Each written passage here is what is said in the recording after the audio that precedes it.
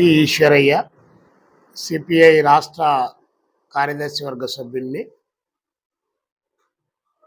ఈరోజు కడప పార్లమెంటుకు పోటీ చేస్తున్నటువంటి వైఎస్ షర్మిలారెడ్డి గారిని గెలిపించాలని చెప్పి విజ్ఞప్తి చేస్తూ ఆమెకు మద్దతుగా క్రైస్తవ సమాజం నుంచి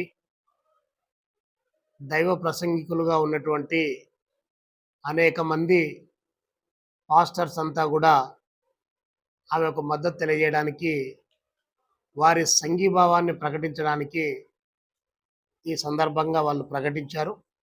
మీడియా మిత్రులకు నమస్కారములు. ఈరోజు మరి ప్రొద్దుటూరు ప్రెస్ క్లబ్లో క్రైస్తవ సమస్యలపైన మాట్లాడడానికి కడప జిల్లా ఇండిపెండెంట్ పాస్టర్ల అధ్యక్షుడు రెవరెండ్ మల్లెం విజయభాస్కర్ అయినటువంటి నేను తెలియజేస్తూ ఉన్నాను. రాష్ట్రంలో క్రైస్తవులపైన అనేకమైన దాడులు జరుగుతున్నాయి. ఈరోజు క్రిస్టియన్లకు ఒక అభయాన్ని, ఒక ధైర్యాన్ని ఇచ్చేదానికి మరి వైఎస్ షర్మిలారెడ్డి గారు ఈ మధ్య మరి క్రైస్తవులపైన జరుగుతున్న దాడి విషయంలో వారు ముందుండి వారు బస్ యాత్రలో తెలియజేస్తూ ఉన్నారు.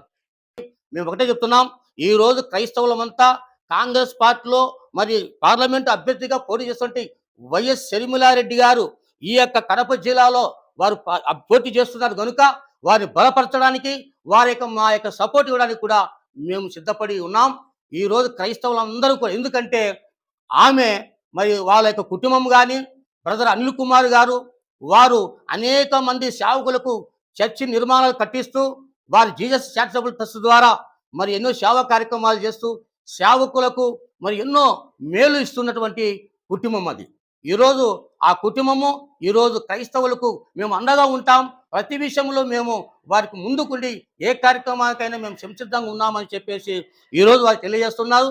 ఆ అభయంతోనే మేము క్రైస్తవులందరూ కూడా మరి వైఎస్ షర్మిలారెడ్డి గారికి మద్దతు ఇస్తున్నాం. సంపూర్ణమైన మెజార్టీతో కడప జిల్లాలో పార్లమెంట్ అభ్యర్థిగా గెలిపించి తీరుతామని కూడా ఈ సందర్భంగా మేము తెలియజేస్తున్నాం.